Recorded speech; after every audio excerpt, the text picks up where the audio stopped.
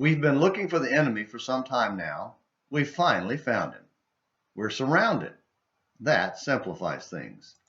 That quote is attributed to U.S. General Lewis B. Chesty Puller in 1950 when his Marine Division was surrounded by a vastly larger number of Chinese soldiers in North Korea.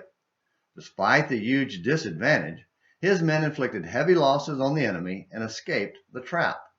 While not technically a victory, being able to survive and escape the surprise attack at Chosin Reservoir was almost miraculous, and by all accounts, a genuine military success. A similar miraculous military success is the only good thing we know about David's great-grandson, Abijah, who reigned for a brief 3 years after the death of his father, Rehoboam. The account of his reign in 1 Kings 15 verses 1 through 8 says nothing good about him at all. In fact, it states that God preserved him solely because of his promise to David. However, 2 Chronicles 13 records one event in his short reign that could have inspired General Puller's statement, and is a brief moment of reliance on God. Shortly after coming to the throne, Abijah raised an army to fight against Jeroboam, who was still ruling in the northern kingdom. At the start of the battle, he stood on a hill and declared all the reasons why Jeroboam and Israel were going to be punished for their rebellion against his father and their rejection of temple worship, 2 Chronicles 13 verses 1 through 12, proving that even an ungodly man can occasionally say the right thing. However, there was one significant problem with his strategy.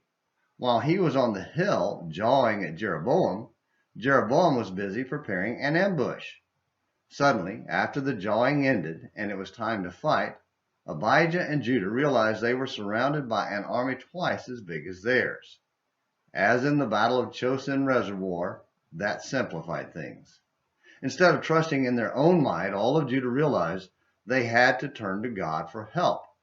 With one voice, they called on God to deliver them, and he did. It was both a major miracle and victory. 2 Chronicles 13 verses 13 through 18. Too bad Abijah didn't take it to heart by learning to trust God and actually believe in the sanctity of God's temple worship. 2 Chronicles 13 verse 21. We too are surrounded by the enemies of God. The question is, will we trust in him and gain the victory and then maintain our faith? Or will we trust in ourselves instead of God? With him, we are victorious conquerors. Without him, we will fall to Satan's forces. While the right choice is obvious, that doesn't mean we will make it, because the decision remains ours. What about you? Which will you choose? Thank you for watching Morning Minutes in the Bible. Until next time, this is James McClenny hoping you have a great day.